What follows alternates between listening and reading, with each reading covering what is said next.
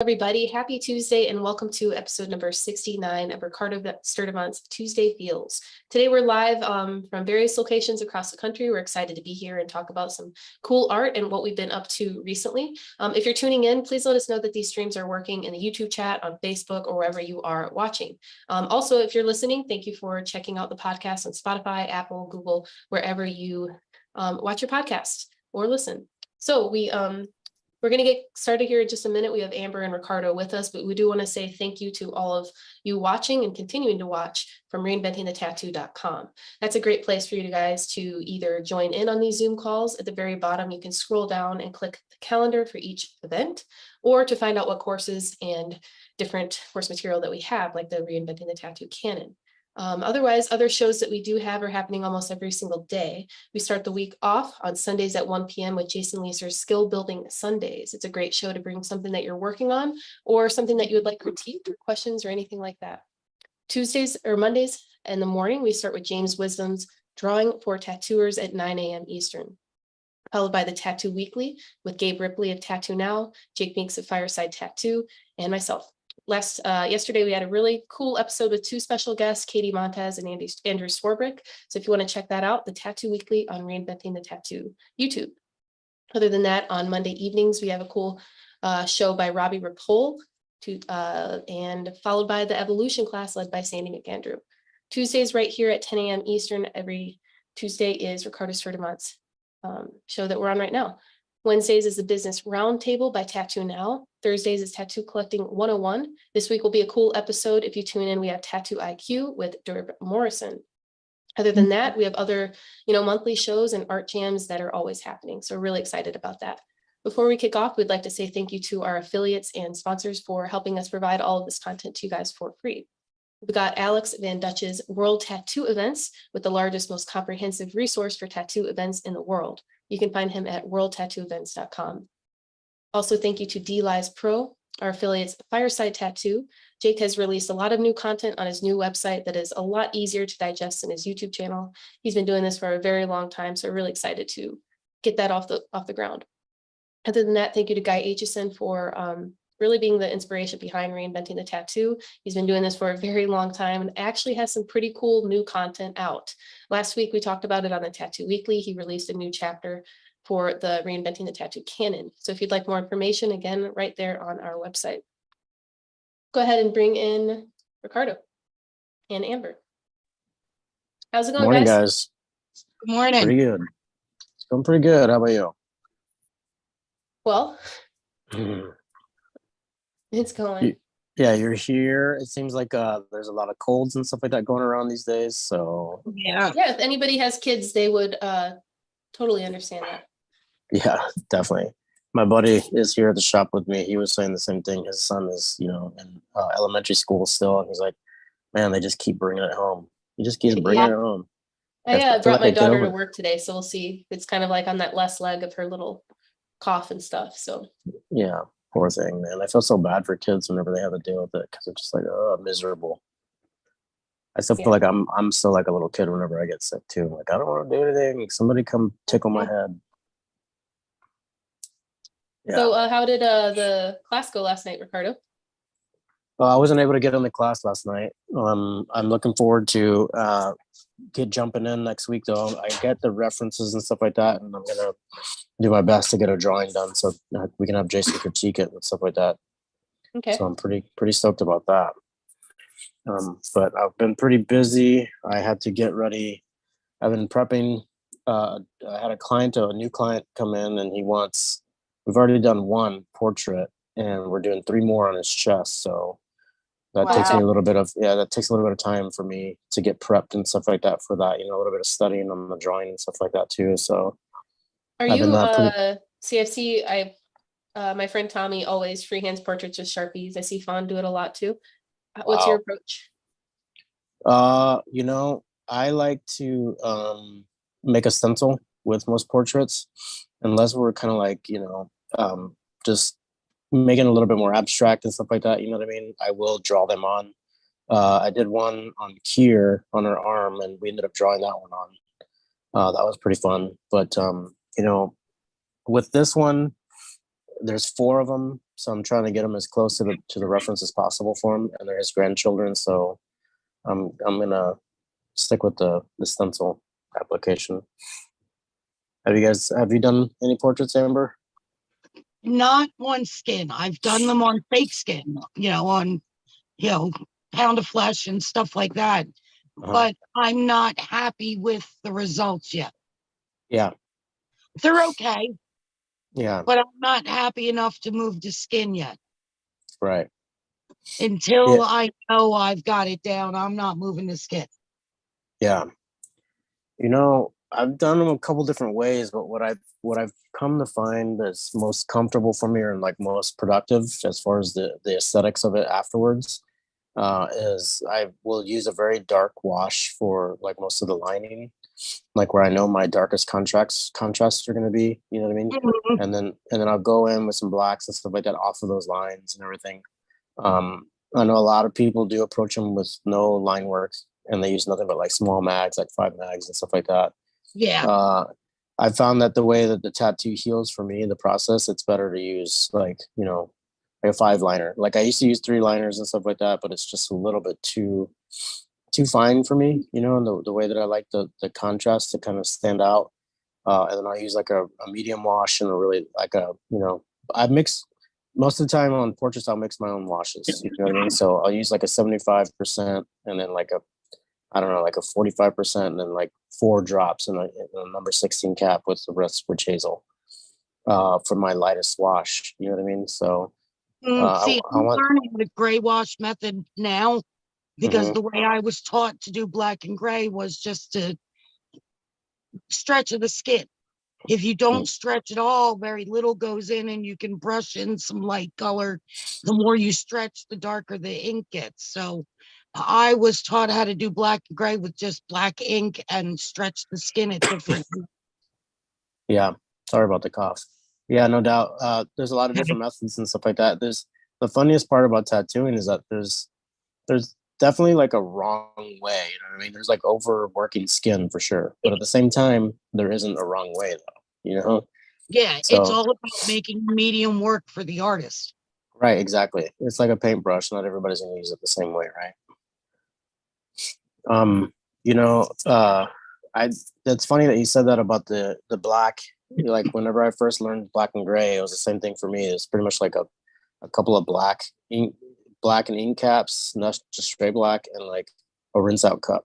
And like Yeah. you would hold it in the rinse out cup for longer periods of time to get the appropriate wash that you want. That was pretty much it. Black to Mhm. rinse cup, black to rinse cup. And that was pretty interesting. And I did that for a long time, and then I started getting bigger and bigger black and gray projects. You know what I mean? And I wanted to kind of control that tonal range.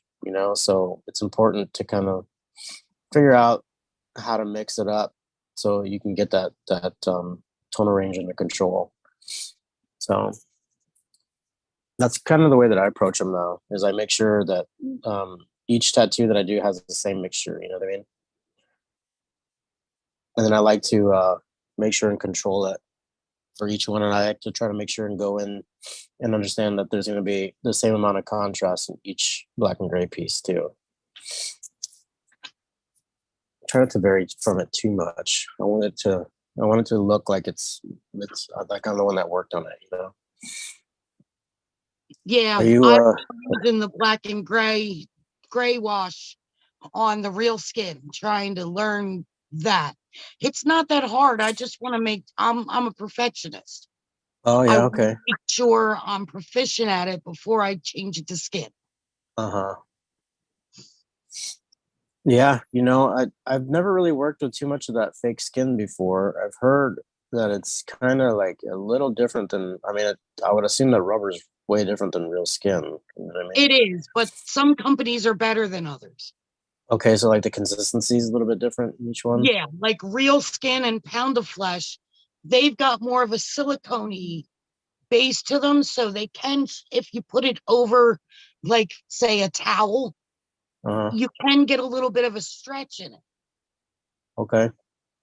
Not the same stretch you would get in skin, but you can get a little more of a stretch out of it. So you get more of that hand, that muscle memory. Yeah, right, right. Exactly. Where with the cheap ones, they're just plastic and you can't even get a line going on them without it being wobbly, no matter how steady your hand is. Yeah, right.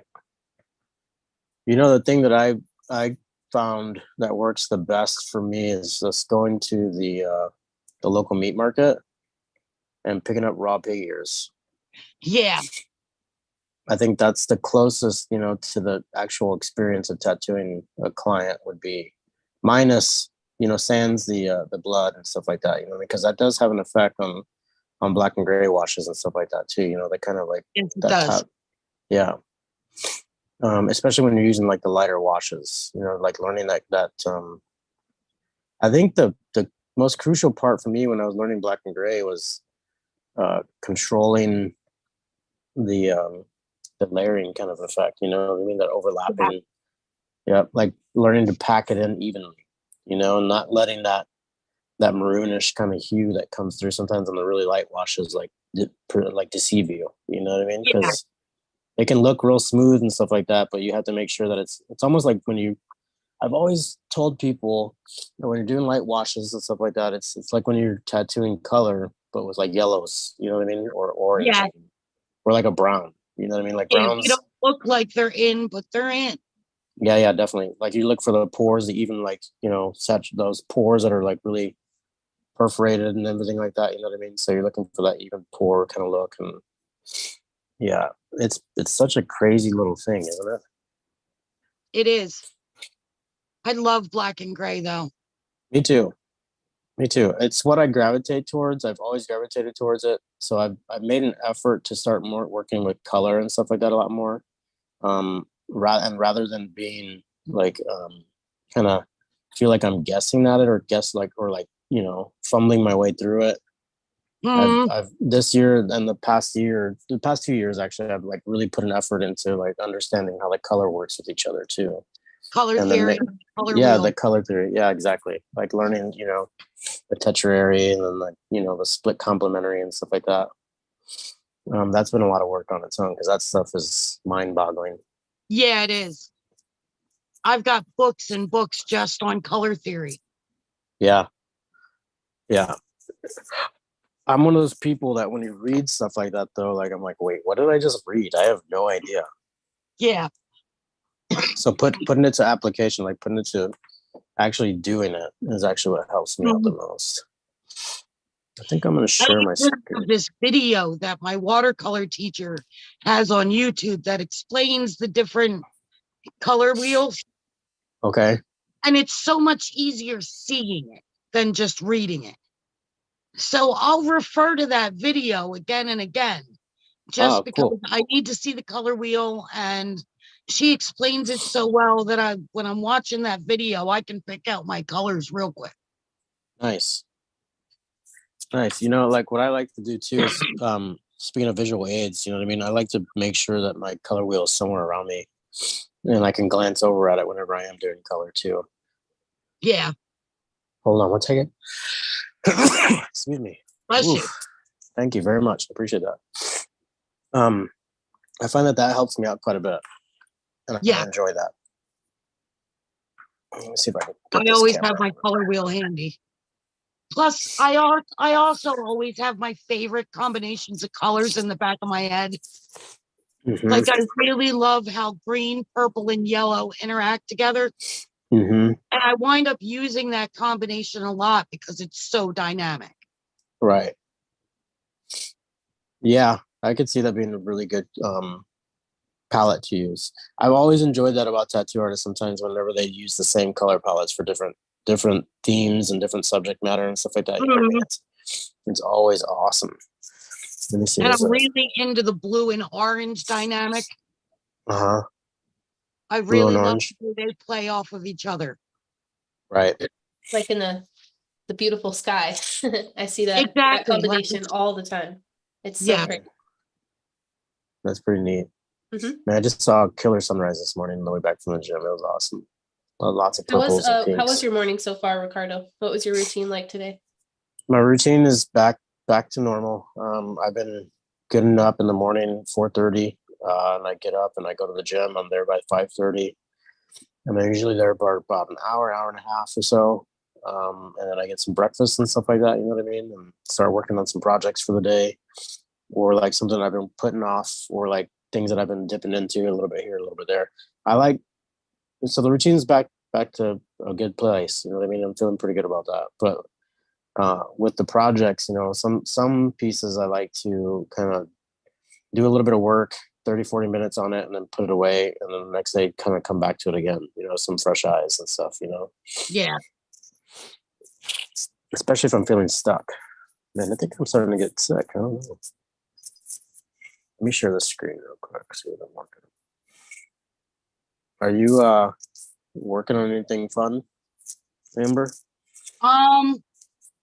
Actually, I'm working on one more Christmas card. I forgot somebody. Oh, yeah, okay. So I'm working on one more hand painted Christmas card. Okay. I have one for mine. So my Is this a daughter good just one? suggested we do one for our mailman who's retiring. And I told her he was already on the list. I made him one. Let's see if we can't get this the right way. That's a little bit better. Is that a little bit more full on the screen there? Hey, Amber, that is really nice of you, by the way. Oh, thank you. You know, I mean, there are artists all over the world, all in every facet, but when you do something like that and it's personal, it's really special. I love making cards for people. That is awesome. Yeah, I Mhm. really like that. Do you have one in your hand? Can you show us the progress? Let me stop the The screen. one Or I'm later? working on at the moment is tape Okay, down, maybe a little bit later you can then. but I can show you some of the other ones. Oh, Let's check okay. them out. Yeah. Let's see. Here we got this one here. Well, it really goes this way. That's Okay. cool. Then you open it up and it's got the little vellum piece Uh-huh. that says happy holidays. And Oh, Amber. Yeah, that's sweet. That is really thoughtful. then I've got this one that's just, snowy peaks and it says let it snow. And inside it says let it snow, let it snow. Nice. Let's see.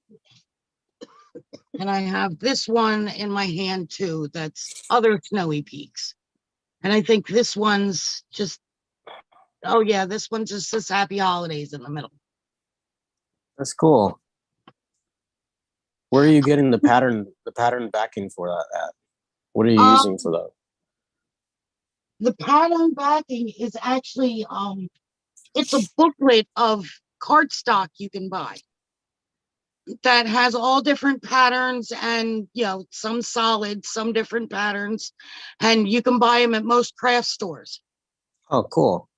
They actually have a section for like scrapbooking and card making and stuff like that. And I've been addicted to card making for years, so I have lots of supplies for card making. That's awesome, dude. Yeah, I like to make paintings and stuff like that for people over Christmas and the holidays, or like for like their birthday and stuff too. You know what I mean? Yeah.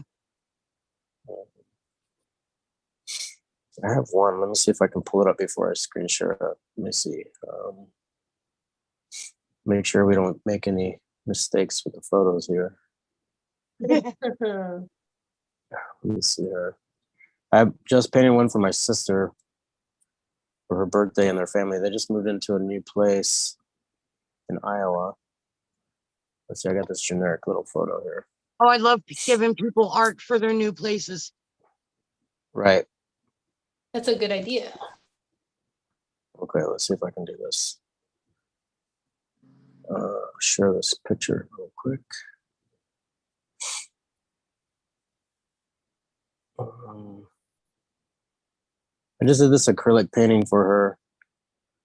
I'd like to do some oil and stuff like that, but I don't know if you guys can see that.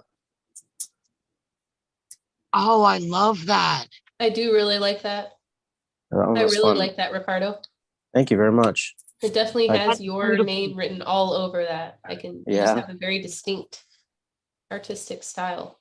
Thank you very much. I appreciate that. Except It for was the fun. text in the back, I don't normally see you do stuff like that. Yeah, I don't really mess with lettering too much, especially with like a paintbrush. You know what I mean? You can Yeah. tell it's really hand done.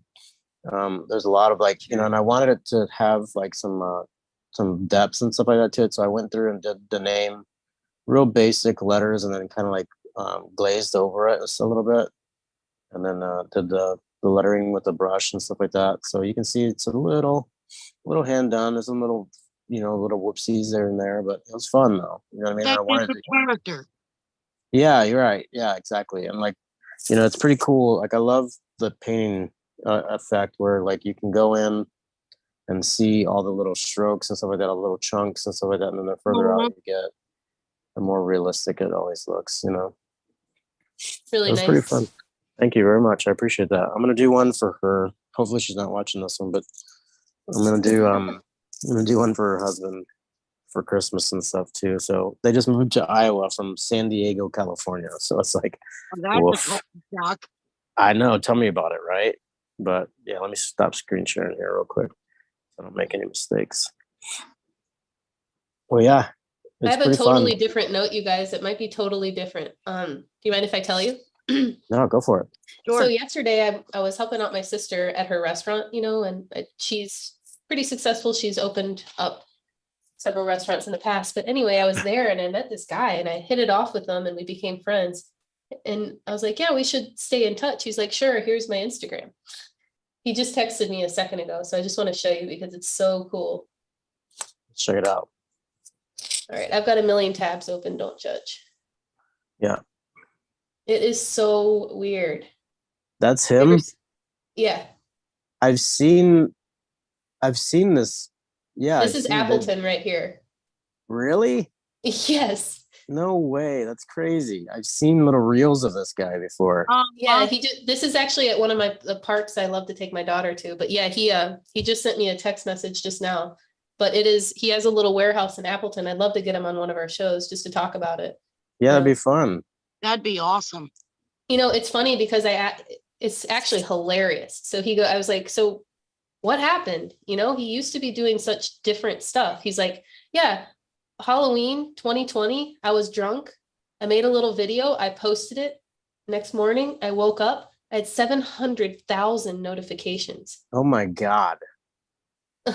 And so I was like, and he's had multiple billions of views and all of this stuff. And I asked him specifically, I said, do you feel any more fulfilled than you did before this? And what do you think he said? No. No. No. Yeah. It's a creative mind. Yeah. Yep. It's I never kind of enough. wanted to share with that. I thought it was really neat that we were able to stay in touch and stuff like that. Tell him we said thank you for all the content, man. That stuff's cool to watch. It really is. And the other thing that I was asking him about was like he said that it is really cool to have that face to hide behind because it's like being two different people. Yeah. Maybe yeah, not people, a creature / man. Yeah. Some kind of weird like hell creature or something. There's a freedom in that, isn't there? Like feeling like nobody's like paying attention to this. You know what I mean? Yeah. Mm-hmm. So crazy how we get caught up in that. Like I was listening to something on YouTube, I think the other day, they were talking about the mirrored effect. You know what I mean? Like how some people see themselves as what they see in the mirror all the time instead of like what's behind the eyeballs that is perceiving it, Yeah. Well, I think we get caught up in that so much and it can hold us back so often too. So it's pretty neat to hear him say that that's what he feels like is like that sense of freedom. That you get to be another thing outside of yourself, which is true entirely all the time, but we get so caught up in that image. We also get so caught up in the reason I asked him that question, and I've asked many people this type of question, what is it that makes you do this? Because like, for example, all of us have social media. All of us spend entirely probably too much time on it. But why? Because I asked him, he's very successful with social media, has 5 million followers on TikTok. And I said, like I said before, do you feel any more fulfilled? No. It's just crazy. What are you know, if we were to put that effort into our own lives rather than our social presence, would we be more fulfilled then? You know, it's interesting. Is there a happy medium for how much time, how much energy? Do these things just happen to certain people? You know, is it just a stroke of luck that you can kind of wake up and have 700,000 notifications? It's interesting, right? I mean, he's different. He's a lot different than a lot of the things that we see, but Yeah. you know, it's just one of those times where we can self-reflect and say, like, what is our purpose with all of this, you know? Yeah. Well, you think about it, like you said, he got a little drunk and he made this costume and then he made a video and stuff like that. Like there's less inhibition there for sure. You know what I mean? So he was able to be a little bit more free self in the beginning of the process, right? And then to post it and not have any intention of any kind of notoriety whatsoever, and then to wake up to that, it's pretty proof positive that as long as you do what you feel like you love or you feel like you're following, then that's all that really matters. And then the like all that kind of notoriety is just like a byproduct, really. You know what I mean? Yeah. So it is pretty cool to think about it like that. Like when you set yourself with the intent of just creating, like trying to free your voice, trying to hear your own voice and stuff like that. I think that's the most important part. And I think that I would probably feel the same way. Like it's not about awards or trophies or, you know, anything like that, notoriety, so to speak. I mean, as long as you keep doing what you're doing because you love it, then there's no fault whatsoever. Yeah. I'm Even always if you don't. when I'm doing something for myself than I am for the masses. Mm-hmm. Mm-hmm. How would you feel, Ricardo, if suddenly you posted that bird or something and you woke up and you had 5,000 notifications? Do you think you'd feel different than you did today? No, I'd probably be like, oh my God, what the hell happened? But They some like people, me. if that were to happen to some people, they'd be like obsessing over it, almost like a taste of a drug. Right. Yeah. I Well, could probably closely compare it to a drug. I don't know Yeah. what else would be efficient enough. You know, it's funny, dude. I was just hanging out with my girlfriend's daughter and my girlfriend last night, and we watched The Greatest Showman. You guys ever seen that movie? Yes. No. It's a good movie. It's on Disney now. You should check it out. It's a musical. I don't know if you're into musicals or not, Lauren, but Hugh Jackman and who's the young kid? Zac Efron are in it. And what's her name? She was in Spider-Man. Oh, man. Zendaya, yeah, she's in it too. It's a great movie, but it's kind of touches on the topic of what we're going on right now. Like you get lost in this addiction to notoriety and this addiction to being in the public eye and stuff like that, and being accepted. Finally feeling like you're accepted by all these people, but you know, it's pretty cool. Just check it out, Lauren. I think you might like it. Yeah, I would love that. You know, Yeah. you know me pretty well to know that Yeah. Yeah, it's a dark secret of mine, but I'm going to tell the world that I love musicals. Musicals are the best. So do I. Yeah, they're great. Well, if we have a nice one, the location that I'm in Appleton has a really beautiful performing arts center. Oh, If there's cool. ever anything cool, it'd be awesome if you came up to check out some of the performances here. Yeah, that'd be fun.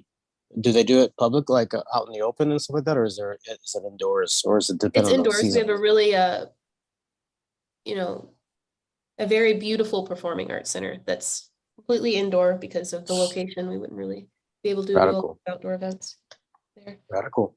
Yeah, I'd love to check that out. Mhm. They I have know one Aladdin here is too, playing but right they don't do now. it. Really? Yeah. Oh man, that's awesome. I used to watch. Let's see, when my sister was really young and I was in high school. I spent a lot of time with her, and there was we used to every day I came home, she would have Grease in the VCR or Beauty and the Beast. So I was always like one of the two. We would always watch those two movies, and I mean like every day. So she would always get home before me, and then I'd come home and she'd be ready, like sitting on the couch and popcorn and everything ready to go. It's hilarious. She was like 5 or 6 at the time.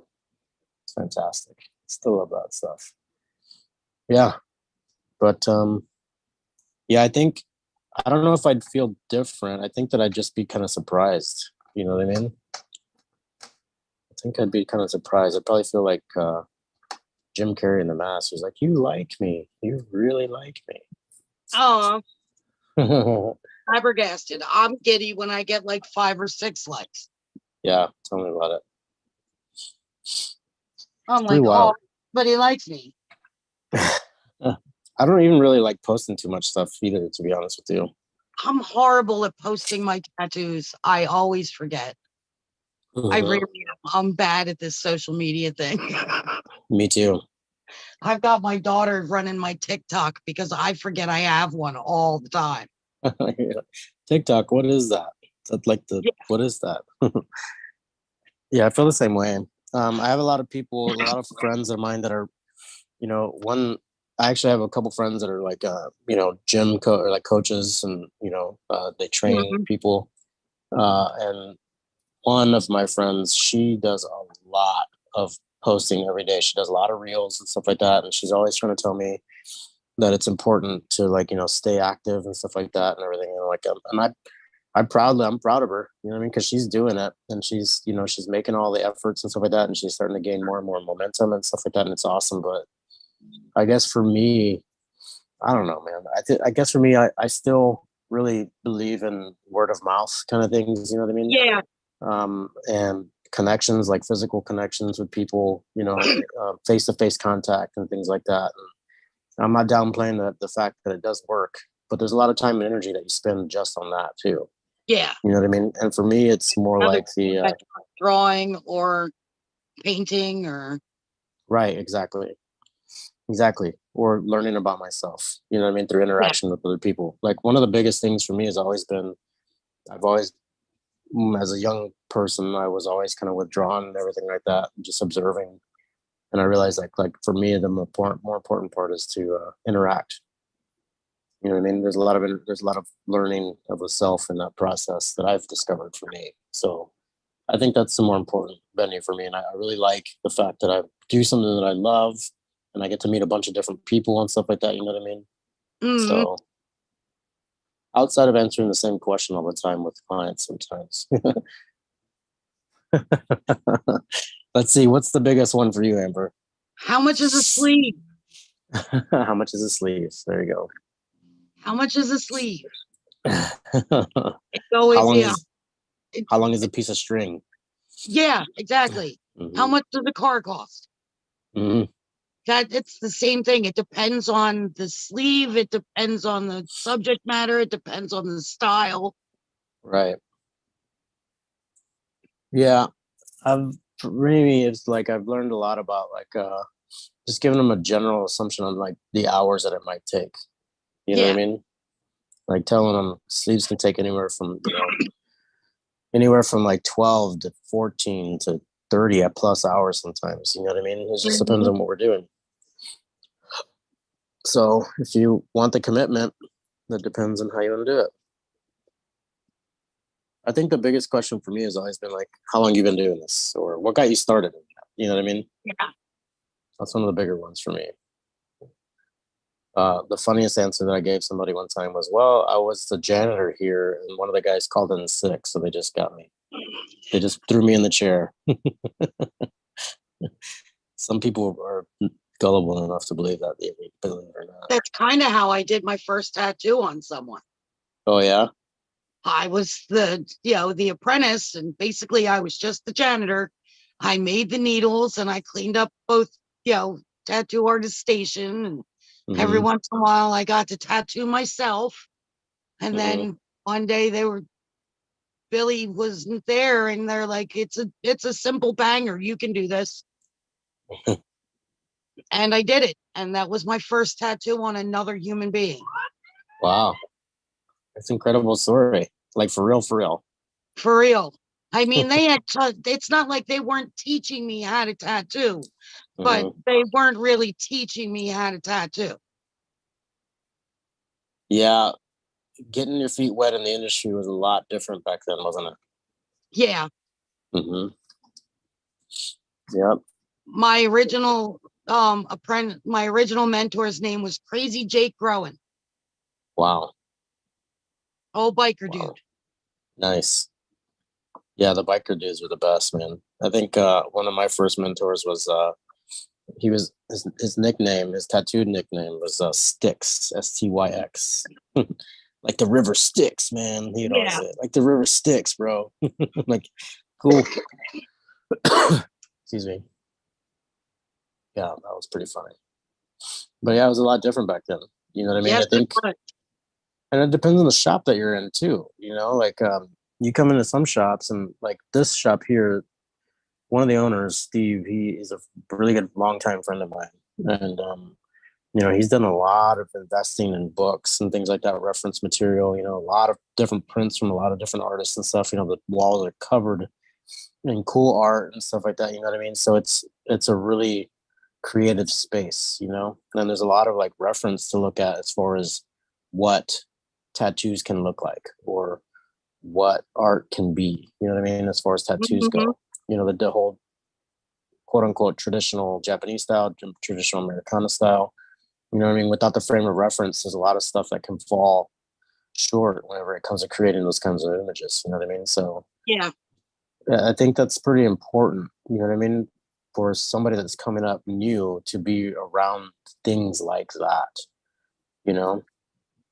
But I also think that there's a lot of people coming into the industry now that have you know, education in art, you know, a background for college and stuff like that, that they've gone to art school and things like that. You know what That I mean? was And, a big problem in my apprenticeship that I, had art training and they didn't, they were old school tattooers, mhm. and here I was, this little girl being like, I'm going to tattoo. And that they were kind of like, yeah, okay, you're going to tattoo. Yeah, that must have been pretty. That must have been. I mean, you know, being a male in the industry and stuff like that, it's a lot different. I would assume that it was pretty difficult for at that time. Now it seems a little bit more, you know, prevalent. Now Oh there's yeah, a lot more, now a lot now more. you being a chick in the tattoo industry isn't, most people don't blink an eye. Hmm. But back then it was like there were very few. And the Hmm. ones that were in the industry were famous. Yeah, yeah. I think it's really cool. You know, it's the same thing with like I used to skateboard all the time. You know what I mean? I almost didn't Mm, tattoo because I love skateboarding so much. You know what I mean? I was like, which one am I gonna do? I knew I had to do one or the other. yeah, But even at that time, you know, there weren't a lot of like females in the skateboarding like professional world either. You know what I mean? So it was awesome when you did see a couple like females like doing like, you know, becoming pro and sponsored and stuff like that, and you got to see it. So it's the same yeah. thing with tattooing too. Like it shouldn't be about the sex. You know, it should just be about the talent. You know, Mm, and the person themselves too. You know, but yeah, it's pretty cool. You know, one time, okay, let me ask you a question. See how you feel about this.